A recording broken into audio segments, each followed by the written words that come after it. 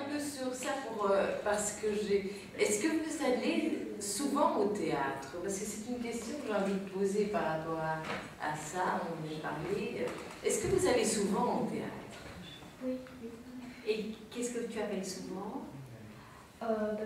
Plusieurs fois par an quand même, plus souvent. Enfin, moins souvent. Autant au théâtre qu'au cinéma, par exemple. Le théâtre. Le théâtre quand même. Je suis allée voir une pièce avec les deuxièmes. C'était Emma. Emma, de Madame Bovary. Madame Bovary, c'est ça? Non. C'est l'histoire de Madame Bovary. Oui, c'était l'histoire. Oui, c'est ce qui prend. Voilà. Et vous allez avec l'école ou bien quand vous y allez, vous allez avec vos parents, avec vos amis, avec... Si vous allez au théâtre, quoi? Ça dépend. Parfois avec des amis ou avec l'école. Avec l'école, on n'est pas allé vraiment souvent. Parce que moi je pense que le rôle de l'enseignement et aussi d'une éducation depuis qu'on est petit, et ça c'est mon avis, je pense qu'on devrait parfois privilégier tout ce qui est créatif un petit peu plus. Et bon, je mets peut-être le doigt sur quelque chose qui est... Parce que pourquoi dessine-t-on en maternelle et après on oublie ça? Pourquoi chante-t-on en maternelle et après on oublie? Pourquoi est-ce qu'on ne continuerait pas à chanter un peu en primaire? On n'est pas si grand que ça quand on a 7 ans. Ce côté-là de créativité, est-ce qu'on vous... Moi, l'éducation que j'ai reçue à l'école, c'est que je n'avais pas tellement une éducation. On me disait, allons au théâtre, lisez, les choses... Tout ce qui était créatif était un petit peu mis sur le côté. Alors je me pose la question si maintenant vous sentez que c'est pas vous pousser ou vous obliger, parce qu'obliger c'est comme obliger à manger, parfois pas envie, mais suggérer au moins, proposer, dire voilà, est-ce qu'on irait au théâtre? Est-ce que ça se passe comme ça? De toute façon, c'est notre prof de français. Je pense que c'est aussi, vous suivez un programme et que vous pouvez, non? Non, il faut bien distinguer l'enseignement primaire et secondaire et puis l'enseignement supérieur qui est un enseignement non obligatoire. Ils sont ici pour apprendre un métier. L'organisation des horaires est quelque chose de très difficile. Ne fût-ce que pour aller au théâtre le soir, il faut introduire des noms. Mais c'est terrible, je trouve. Mais oui, c'est terrible, mais bon, parce que c'est eux qui font... Comme ça. Mais je sais bien, tu parles à un convaincu. Bon. Donc, on essaye de faire une... Il faut savoir aussi que dans la grille des programmes qui sont imposés par le ministère de la Communauté française, même si à l'intérieur on peut organiser comme on veut, on a une toute petite partie pour les cours, je veux dire, d'histoire, littérature, géographie, mathématiques, et le gros morceau, c'est la psychopédagogie, n'est-ce pas, où l'on apprend à donner cours à partir de rien, comme si on apprenait à un menuisier à clouer un clou, mais sans clou et sans marteau, et le jour où il a un clou et un marteau, il se tape sur les mains. Mais nous sommes dans cette situation-là. C'est très très difficile. C'est pas une critique, je dis simplement, je pose la question pour voir, pour savoir. Je voudrais bien partir aussi au mois de février. Je voudrais aller voir quelque chose au théâtre. Je vais lancer un mail à tout le monde des inscrits. Eh oui, d'accord, mais déjà en février, les troisièmes sont en stage, donc on ne se voit plus. Oui, bien sûr. Oui, il y a une sorte d'organisation. Maintenant, venons au stade, à mon avis, essentiel, à savoir l'école maternelle, l'école primaire et le secondaire. Qu'est-ce qu'on fait comme déplacement? Quand j'étais prof dans le secondaire, j'étais prof dans le secondaire pendant à peu près 20 ans, la situation économique était déjà très différente. Et moi, je venais d'un petit bled là-bas près de la frontière française qui s'appelait Beaurain, et nous avions la possibilité d'aller en autocar à Bruxelles, à Liège, à Louvain. Maintenant, rien que le prix de l'autocar est prohibitif. Bien sûr. Deuxièmement, il y a une mentalité aussi. Je connais une école où le préfet a dû arrêter les activités extrascolaires. Parce que les parents ont dit, écoutez, au théâtre le soir, on n'en a rien à foutre. Hein. Nous, on met nos enfants dans l'enseignement technique pour qu'ils apprennent quelque chose avec leurs mains. Le théâtre, ça ne servira à rien. Donc, terminé. C'est très difficile. Tu parles ici à des gens convaincus, puisque ils viennent pour faire ce métier, Oui. mais le nombre de bâtons que l'on nous met dans les roues est de loin supérieur au nombre d'essieux qu'il y a. Ça, je suis d'accord, mais je demande aussi si comme ça, chez vous, vous avez un théâtre. Je dis c'est absurde un peu, parce que dans les centres, par exemple les centres culturels, on leur demande de faire tout un travail dans les écoles pour essayer d'amener les enfants au théâtre. Donc ça se fait depuis la maternelle, d'ailleurs le festival de théâtre à oui, ça se fait en primaire, ça se fait aussi dans le secondaire. Alors pour essayer que tout cela continue, la chose principale, c'est d'éduquer les futurs enseignants à amener les enfants au théâtre. Moi je trouve que c'est une chose essentielle. Au théâtre, au cinéma, aux arts, je ne parle pas spécialement à la culture.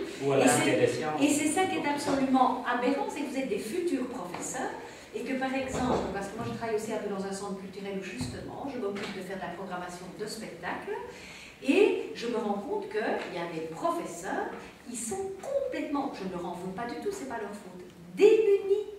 On leur propose une pièce de théâtre, ils sont incapables je veux dire, d'encourager leur enfant, les élèves à y aller, ou bien d'en parler, ou bien de les préparer au spectacle, ou bien une fois qu'il y a eu le spectacle, d'en faire une continuité, ils sont incapables de le faire. Et c'est là où les centres culturels, quand on a des rendez-vous, des réunions avec la communauté française, on pleure en leur disant, mais allez à la source. Allez former d'abord, nous on essaie de former les enfants, les centres culturels pour les amener au théâtre, on fait un travail d'enfer, mais former d'abord les enseignants, au lieu de... Mais on est bien d'accord.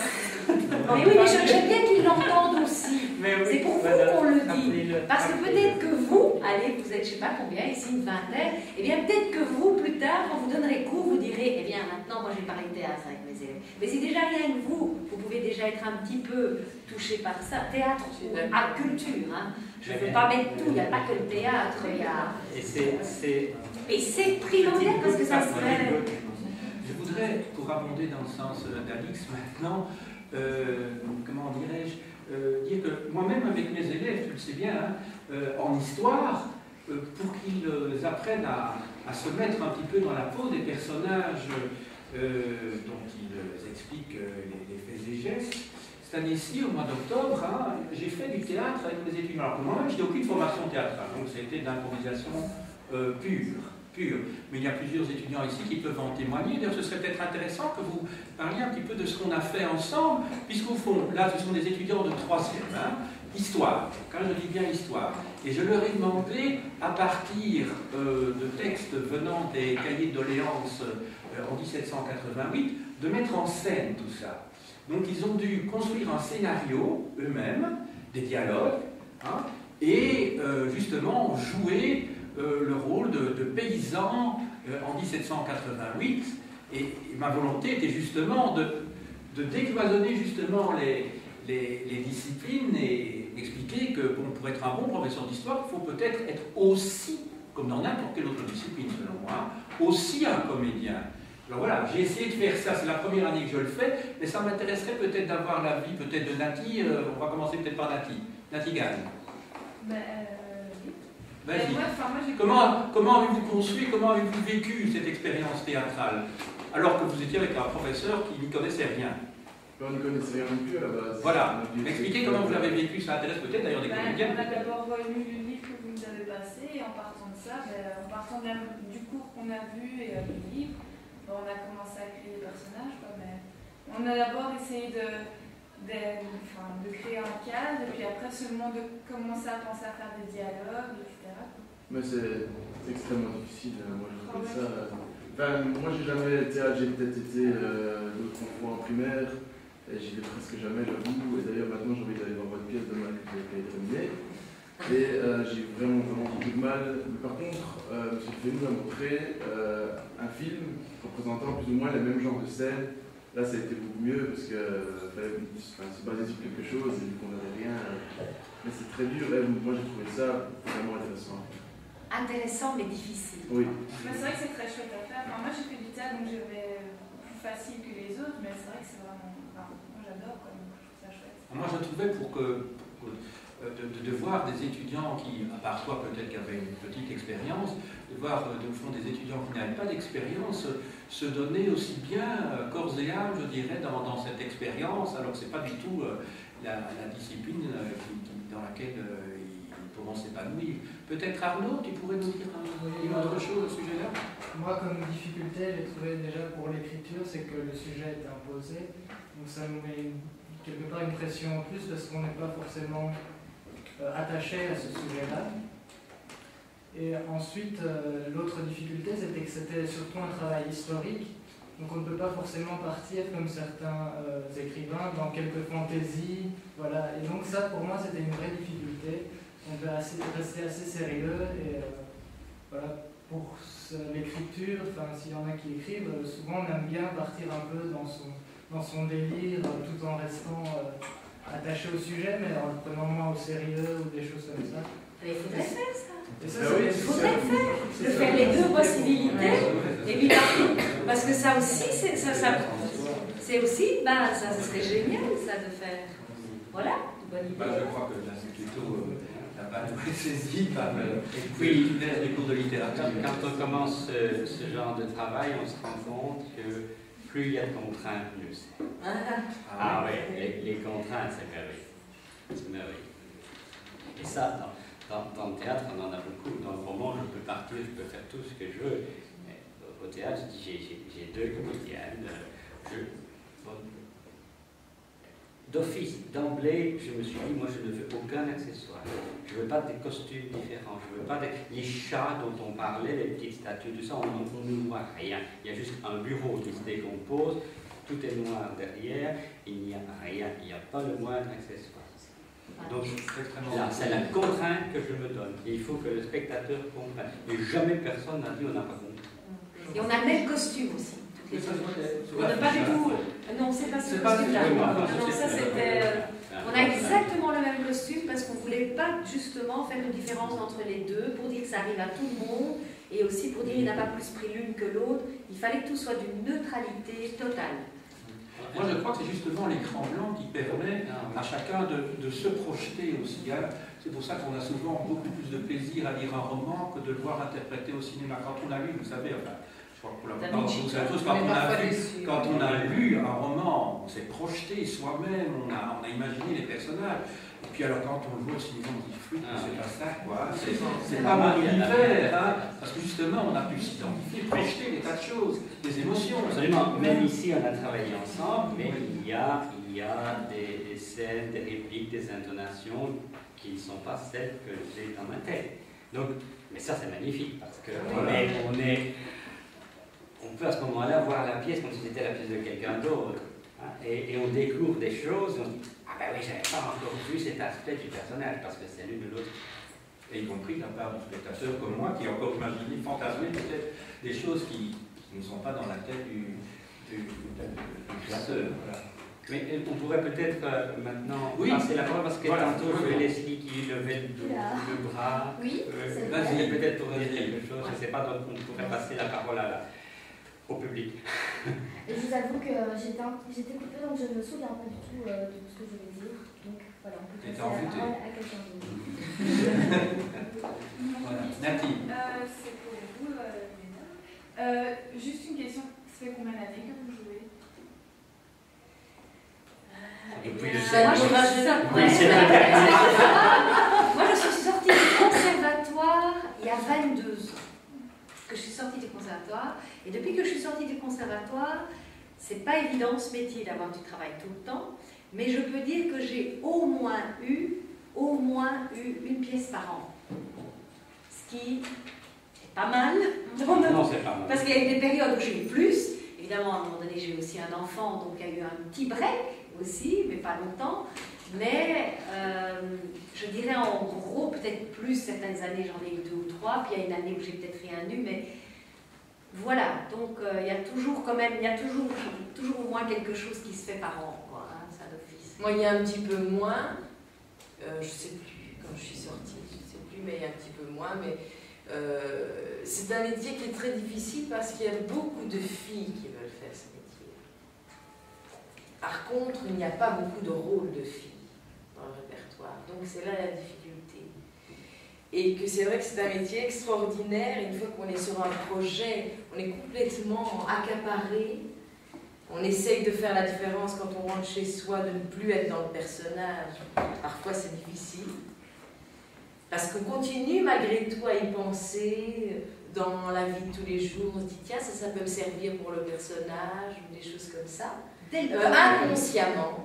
Tout le temps là. Mais je trouve que c'est vrai que c'est un métier qui est formidable, mais moi je suis quelqu'un de très actif, c'est vrai, elle parlait d'avoir une pièce par an, c'est aussi mon cas aussi, parfois plus, mais pour moi encore ce n'est pas suffisant, non?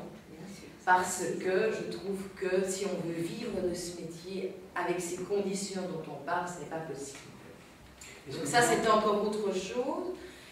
Moi, j'enseigne aussi à l'académie, on fait aussi des choses à côté, mais qui ont un rapport avec le métier. Mais je trouve que depuis quelques années, c'est devenu de plus en plus difficile. Christian Labo, justement, un comédien disait « Le comédien de maintenant n'est plus le comédien des années 80 ». Par exemple, André Debar, qui a été toutes les deux notre professeur au conservatoire, il nous disait à l'époque qu'il faisait la grève pour avoir congé le lundi. Parce qu'ils jouaient tous les jours de la semaine, il faut savoir, mardi, mercredi, jeudi, vendredi, samedi, dimanche, et ils ont fait la grève pour essayer d'avoir un jour de congé le lundi. Donc les comédiens des années 80, même bien avant, des années 60, ils avaient du boulot tout le temps. Maintenant, un comédien belge, à l'heure actuelle, à peu près de notre âge, sauf exception, parce qu'il y a toujours des exceptions, comme disait très bien un autre comédien, Christian Labo, on doit avoir autre chose à côté, qui fait partie du milieu culturel. Par exemple, il y a beaucoup de comédiens qui font du doublage.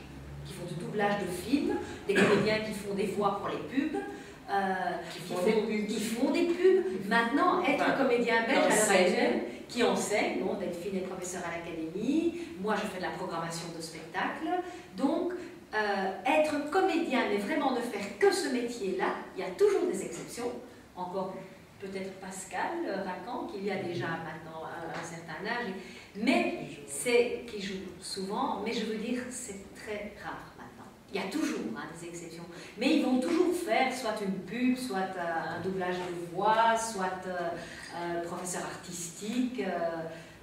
Donc maintenant le métier de comédien est un métier qui n'est plus riche. Oh, on serait tellement heureux si on pouvait ne penser qu'à jouer.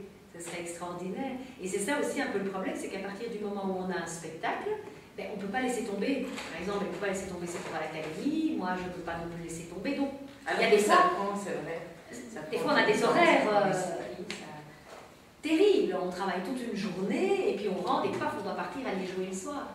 Donc, c'est pas toujours facile. Ça, c'est sûr. Est-ce qu'il y a encore une question? Peut-être par rapport au métier de comédien, ou bien vous, ou bien oui. Moi j'aimerais savoir si quand vous devez jouer un personnage, si vous mettez votre personnalité de côté ou si justement vous puisez dans votre personnalité, enfin comment vous faites pour arriver à le créer?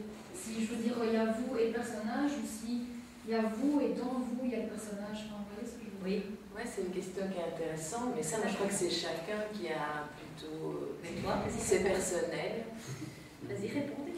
Je sais ce que je vais faire. Ah, d'accord, je croyais que j'avais des livres.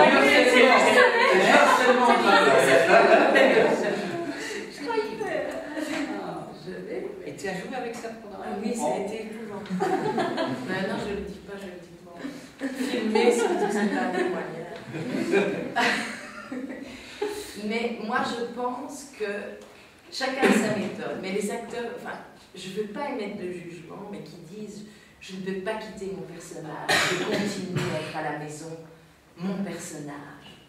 Je ne sais pas, je pense qu'il faut à un moment donné faire la différence et avoir une distance par rapport au personnage. Ça, c'est chacun sa méthode. Si on est complètement dedans, on peut devenir fou. Hein. Moi, je pensais au début, quand j'ai commencé à être au conservateur, je pensais que j'avais pris le monologue d'Hermione dans Andromaque. Et je voulais m'identifier totalement à ce personnage-là. Mais ce personnage est complètement déséquilibré. Et je voulais, au conservatoire, vraiment être complètement collée au personnage, que ça ne fasse plus qu'un. Mais je pense que ça ne me convenait pas, que ça ne me convient pas. Parce qu'il faut garder une distance. Parce c'est mon opinion, c'est quelque chose de tellement personnel. Je pense que faire qu'un avec le personnage... Non, ce que je veux savoir, c'est si... en fait, c'est plutôt l'inverse. C'est pas si vous mettez une distance avec le personnage, si c'est... quand vous jouez le personnage, vous mettez une distance avec lui ou pas. Oui, moi en tout Donc cas. il n'y a rien de personnalité. Ah si, il y a toujours, puisque c'est moi qui le joue, il y a toujours une part. Je vais peut-être puiser dans des choses que je connais, ou ce que j'ai vécu. Des choses que j'ai vécues. Si par exemple je jouais quelqu'un de triste qui a un chagrin d'amour, j'essaie peut-être de me souvenir d'un chagrin d'amour, pour être le plus proche de la réalité. Ça oui, alors, c'est difficile, hein, votre question, parce que c'est quelque chose de tellement unique qui est à chaque personne, chaque comédien. Oui, il y a toujours une partie de soi-même, c'est évident, puisque on joue soi. Donc je crois qu'on cherche vraiment dans ses souvenirs, dans ce qu'on a vécu, ça fatalement. Je ne pense pas que c'est soi, enfin, je ne sais pas ce que tu en penses. Tu veux savoir? Maintenant, je voudrais savoir. Tu vois? Allez, à toi. Allez, vous avez que ça. Quand on doit jouer, à partir du moment où on a décidé de faire la pièce, on a commencé à travailler sur cette pièce, toute la période, moi je suis, comment dire, je suis tout à fait normale, mais tout en étant dans un autre état. C'est-à-dire que tout mon corps, aussi bien physique intérieur,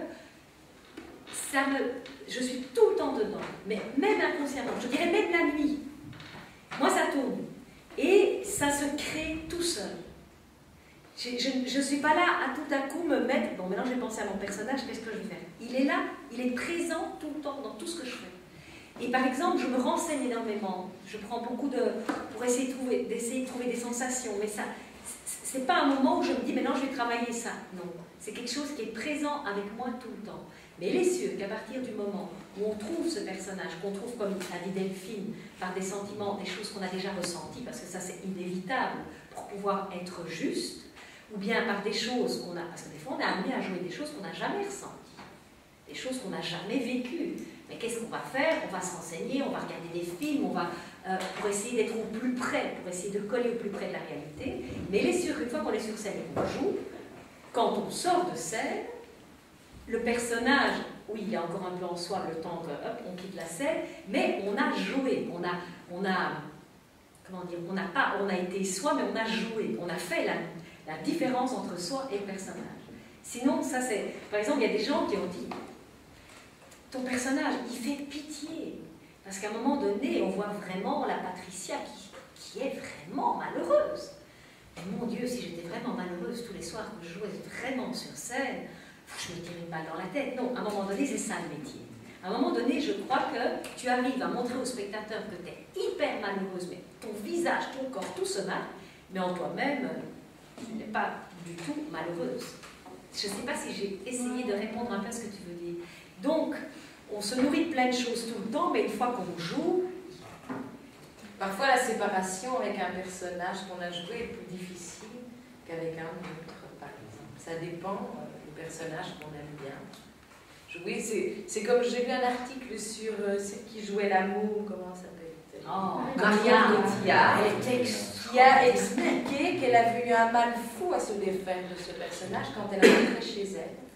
Elle ne parvenait pas à se défaire du personnage. Elle était encore tout le temps avec... Et même après le tournage terminé, elle était encore avec le personnage.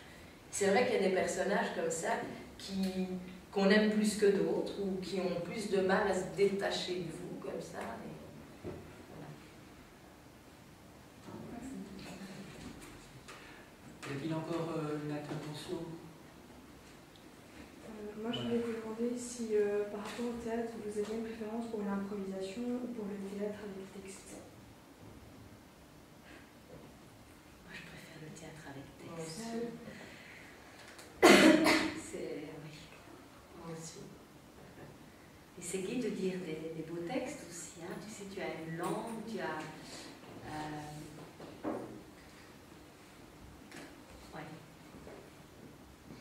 Mais j'aime bien cette expression, théâtre avec texte, et pas théâtre de texte. Théâtre avec texte, parce que le texte n'est qu'une partie, et le texte ne sera rien s'il n'y avait pas derrière l'interprétation et tout le reste et le corps.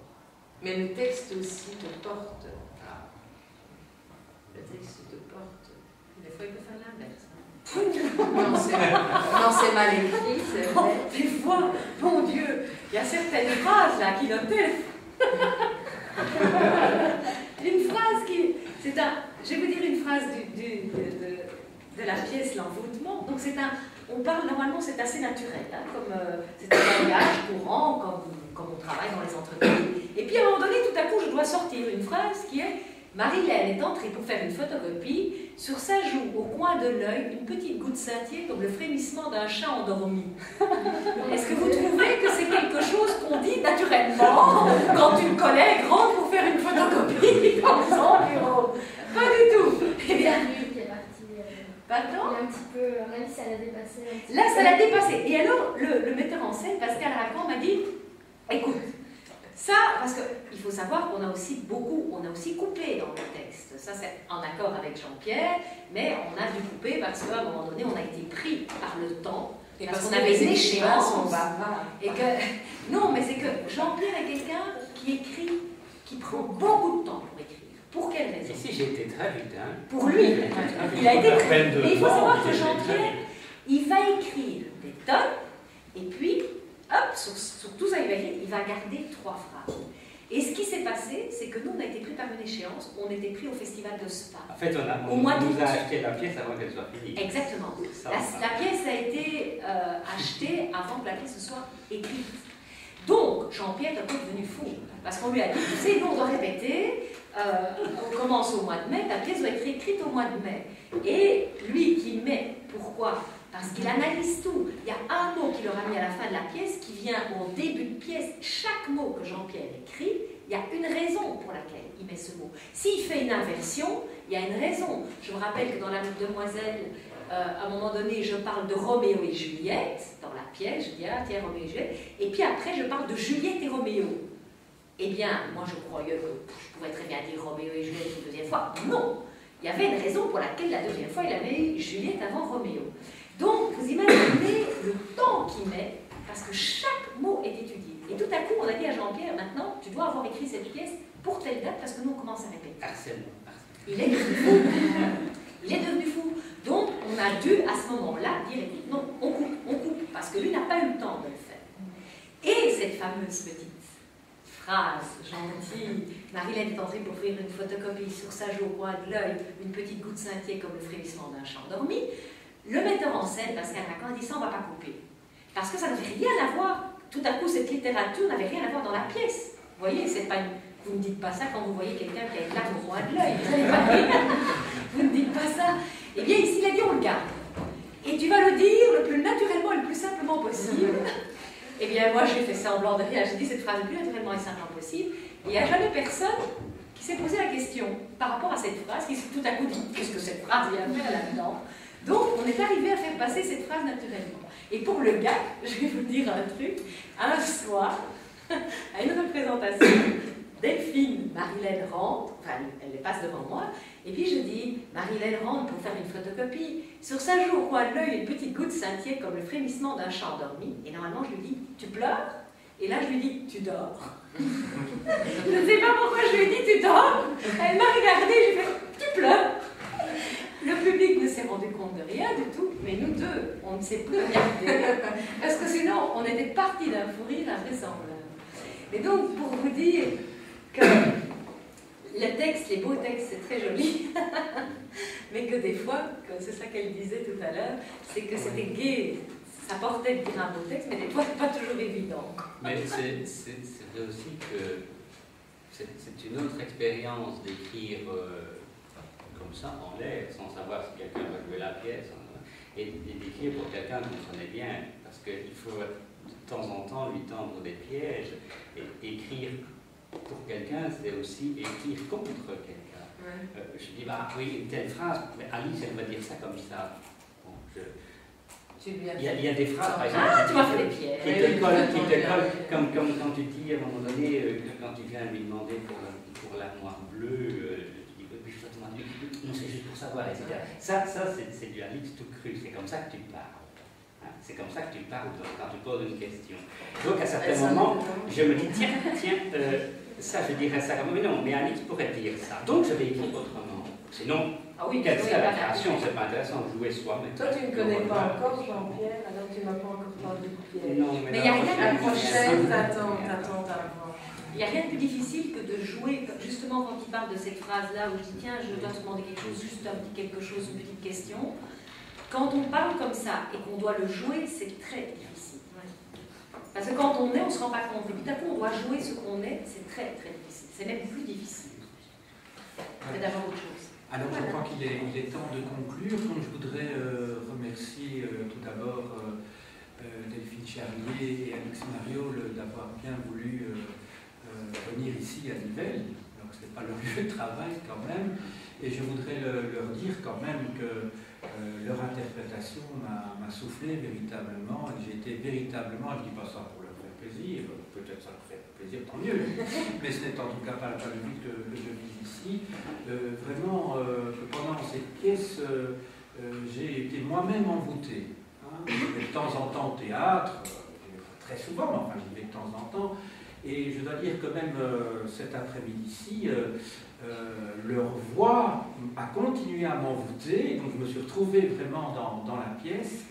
Et ça fait tellement plaisir, je trouve, d'entendre des gens qui s'expriment bien, parce qu'on est dans un monde où tout ce qui est lié au langage, et, comment dirais-je, va à volo, on s'exprime mal, même les présentateurs à la télévision, ou même surtout, je dirais, il n'y a plus, pour moi ça me paraît tellement important de bien s'exprimer, et puis c'est beau tout simplement, c'est parce que c'est beau, c'est pas une question de règles ou de normes, on en a déjà parlé, d'orthographe, c'est parce que c'est, pour moi, je dis pour moi, je ne suis pas professeur de littérature, mais pour moi c'est tellement agréable d'entendre des gens qui s'expriment bien, qui, de toutes les manières, hein, que ce soit par la voix, par la gestuelle, j'ai été vraiment envoûté par votre voix cet après-midi. Donc je voudrais vraiment vous remercier pour le plaisir que vous m'avez donné, en tout cas cette soirée et encore aujourd'hui. Et j'aimerais bien, en tout cas par l'intermédiaire de Jean-Pierre, être mis au courant de vos prochaines interprétations, parce que je ne manquerai pas d'assister à ce théâtre que vous jouerez, certainement. Vraiment, ça me fait un très grand plaisir. Et enfin, je voudrais quand même terminer en remerciant Jean-Pierre Lopagne, et j'espère que sa pièce aura le même succès, en tout cas que l'enseigneur, qui a quand même contribué un petit peu à ta célébrité, même si c'est pas ça que je cherche. Voilà. Je peux rajouter un petit quelque chose. Moi, je voudrais vous remercier, vous, parce que je trouve que vous êtes vraiment super. Vraiment. Il y a vraiment eu une écoute, et on avait l'impression, en tout cas d'ici, que vous écoutiez vraiment ce qu'on disait, que vous étiez intéressé. Vraiment, vous avez de la chance d'avoir des élèves comme ça. Ah ben évidemment, on ne veut pas qu'on y touche. Hein. Mais non, mais on nous parle tellement des classes, des élèves. Je trouve que c'est vraiment très bien. C'est exceptionnel. Mais on entend tellement dire, oh, mais les élèves de maintenant, c'est les jeunes. Mais moi je trouve pas, je trouve, et super pour... et n'oubliez pas de parler de théâtre à vos prochains élèves. Il n'y a pas spécialement de théâtre, mais de parler de culture, c'est important. Vous allez voir, ça va les intéresser. Ce sera le mot de la fin. Voilà. Merci beaucoup. Merci.